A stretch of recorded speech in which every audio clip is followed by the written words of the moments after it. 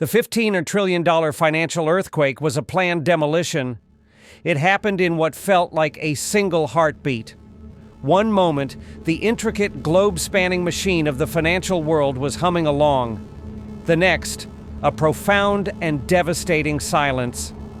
An announcement, just a few words spoken into a microphone, sent cataclysmic shockwaves through the entire global financial system.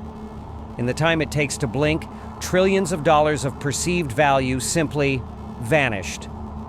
It was an extinction-level event for portfolios around the world, leaving seasoned investors and everyday citizens utterly breathless and reeling. Was this just another chaotic Tuesday on Wall Street? A spectacular but ultimately random display of market volatility? Or was it something else entirely? Something more sinister, more deliberate.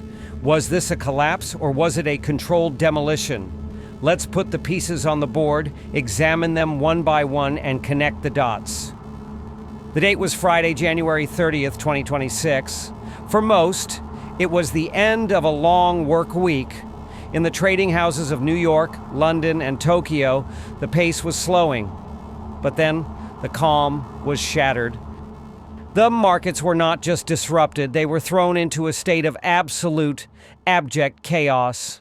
This wasn't a technical glitch. It wasn't a computer error. It wasn't a random, unpredictable event. The trigger was a precise, calculated, and perfectly timed political maneuver. President Donald Trump, in a move that would define the financial landscape for years to come, announced his intention to nominate Kevin Warsh to become the next chairman of the Federal Reserve. While the mainstream news cycles immediately buzzed with political analysis and talking heads debated the nomination, the real story, the story that truly mattered, was unfolding in the bloodbath of the markets. This wasn't just a market downturn.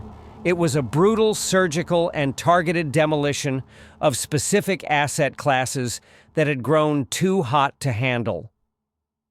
The first and most brutalized victim was silver. The precious metal had been on a monumental, gravity-defying run. Investors, fueled by a mixture of inflation fears and speculative frenzy, had pushed prices to astonishing heights, with silver soaring past the psychological barrier of $100 an ounce.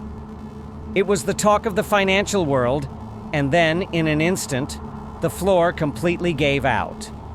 Immediately following the Warsh announcement, silver futures went into a free fall. They didn't just dip, they plummeted by over 30% in a single terrifying trading session. To put that in perspective, it was the single worst day for the metal since the Hunt brothers' infamous Silver Thursday back in 1980. The spot market, where physical silver is traded, wasn't spared, crashing a horrific 28%. Fortunes built over months were obliterated in minutes. But why? Why this visceral, immediate reaction? The nomination of Kevin Warsh, widely perceived by the institutional world as a hawk on monetary policy, sent a jolt of pure fear through investors. His name alone was a signal. The markets, which are nothing more than a collective bet on the future, immediately priced in the grim expectation of much higher interest rates, sustained for a much longer period.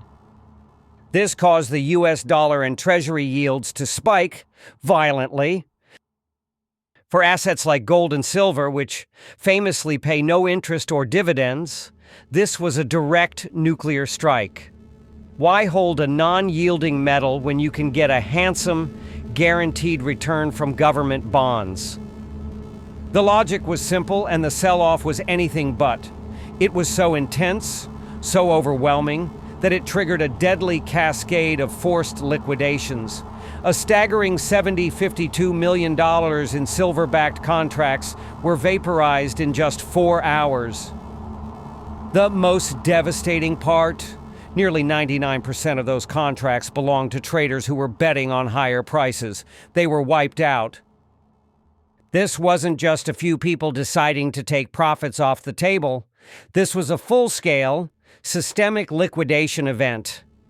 Consider this: A single massive investor on the hyperliquid trading platform was liquidated for an eye-watering $18.13 million, gone in minutes. As if that weren't enough, the CME Group, which operates the major futures exchanges, stepped in and hiked margin requirements. This move, which they would call a measure to control volatility, effectively made it drastically more expensive for speculators to hold their positions, forcing even more selling into an already collapsing market. It was a perfect storm, seemingly designed with lethal precision to flush out every last leveraged bet on precious metals. The ripple effect. The carnage, however, was not contained. Like a virus, the fear spread from silver to the entire financial ecosystem. Gold, the king of precious metals, which had been trading confidently above $5,500 an ounce, was dragged down into the abyss. It plunged by about 9%, a staggering move for an asset of its size. When the dust began to settle, one preliminary report estimated that across the gold and silver markets alone, a mind-boggling $15 trillion in paper value had been wiped out in just 24 hours. A figure so vast it's difficult to truly comprehend.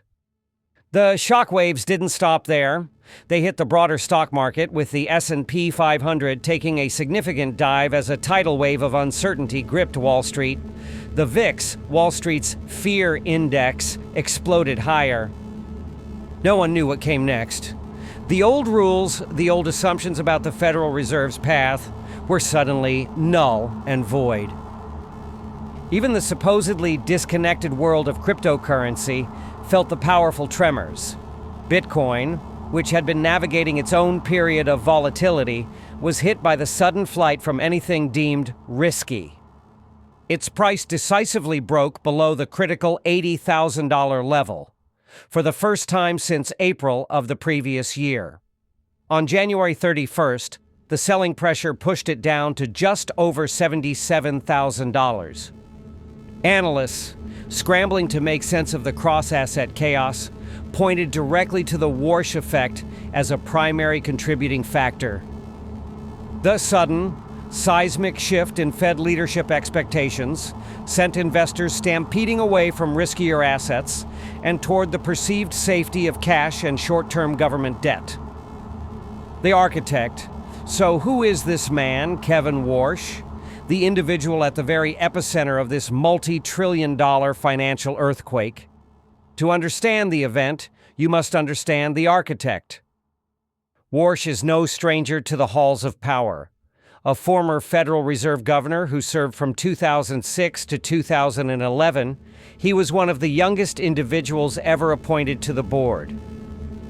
His resume reads like a map of the financial elite. He has deep, intrinsic ties to Wall Street, having been a key player in mergers and acquisitions at Morgan Stanley. He also served as a top economic advisor to President George W. Bush, giving him a powerful footing in both Washington and New York. Crucially, he was a central figure during the 2008 financial crisis, acting as the Federal Reserve's primary liaison to Wall Street, the point person in the frantic closed-door discussions that reshaped the global financial system. President Trump lauded him with high praise, calling him central casting for the role and predicting he would be one of the great Fed chairmen. Warsh is widely known for being a vocal critic of the Fed's policies in the years following his departure, particularly its ballooning, multi-trillion-dollar balance sheet and the endless rounds of quantitative easing. His nomination therefore signals a dramatic, revolutionary pivot away from the era of Jerome Powell, whose term is set to expire in May 2026. While many on Wall Street reflexively label Warsh as a hawk, a deeper look reveals a more complex picture. His more recent public statements have also shown a surprising willingness to consider policy easing if it's needed to stimulate economic growth. This creates a fascinating and powerful layer of what can only be described as calculated unpredictability. He is at once a known hawk and a potential dove, a man who keeps the market guessing. And when the market is guessing, the house has the advantage. So we must return to the central question. Was the market crash on Friday, January 30th, an unfortunate spontaneous reaction to a piece of news, or was it the intended, desired result from the very beginning? Consider the evidence. The nomination of a figure known to be both a Wall Street insider and a monetary policy hawk. The timing of the announcement, delivered at the precise moment of maximum speculative fervor and leverage in the precious metals markets. Together, these elements created the exact conditions necessary for a rapid, brutal, and cleansing correction. It wasn't a fire, it was a firebreak. It was, in effect, a planned demolition. This event was designed to clear the deck, to wipe the slate clean for a new financial era, under new leadership at the Federal Reserve. A loud, clear, and unambiguous message was sent to speculators around the globe. The rules of the game have fundamentally changed. The era of easy money and predictable policy is over. A new landscape has now been violently cleared. The old high flyers have been brought crashing down to earth. A new game is being set up on the board that was just wiped clean. The question now for every single investor is, in this new world, who will be the winners and who will be the losers? Are you a player or are you just a pawn?